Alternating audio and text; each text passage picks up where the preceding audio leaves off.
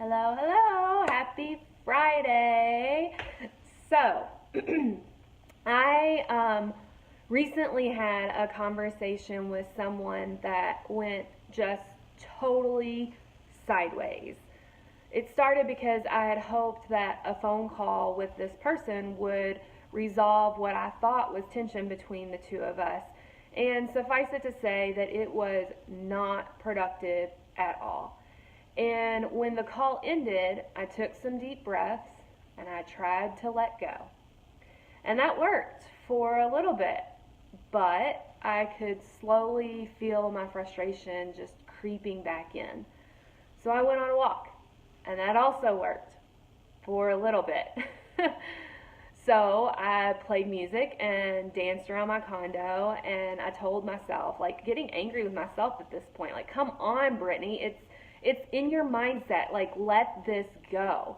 Not only did I want so badly to, like, for this conversation not to be on replay over and over and over in my mind, but I knew that I was the only one in control of it being on replay.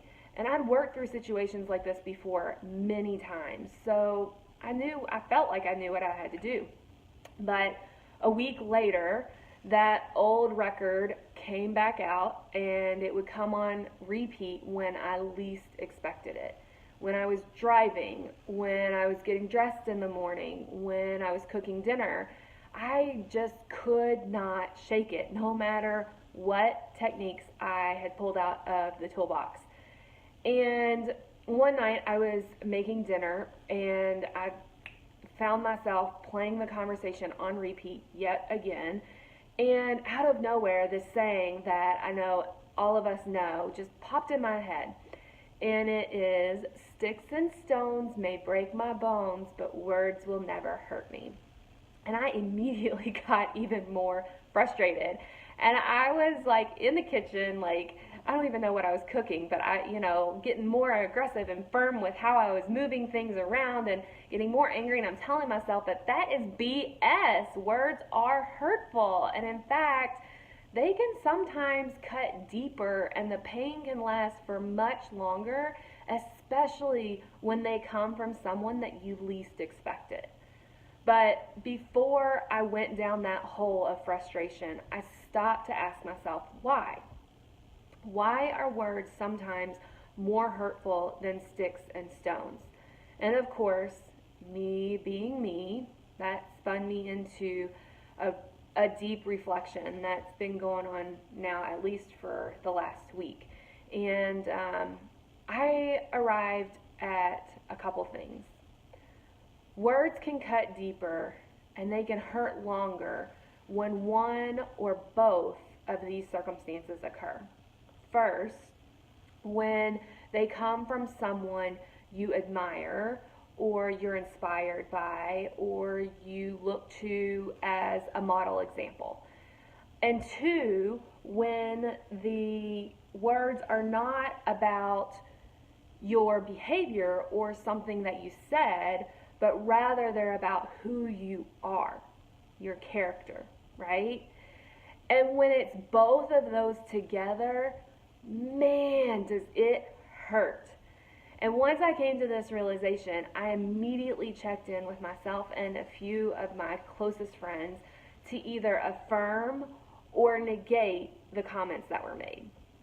And I'm not going to say, I'm not saying that you need to go and rehash the entire situation and gossip about it. In fact, just the opposite. All I had to do was ask myself and my closest friends, am I this type of person? Would you consider me to be this type of person? And it's also not going to help by asking those people who you know will just tell you what you want to hear. You have got to go to those people who you know will be brutally honest with you. And that kind of relationship takes time to develop, but that's a whole nother video for another time. So back to affirming or negating.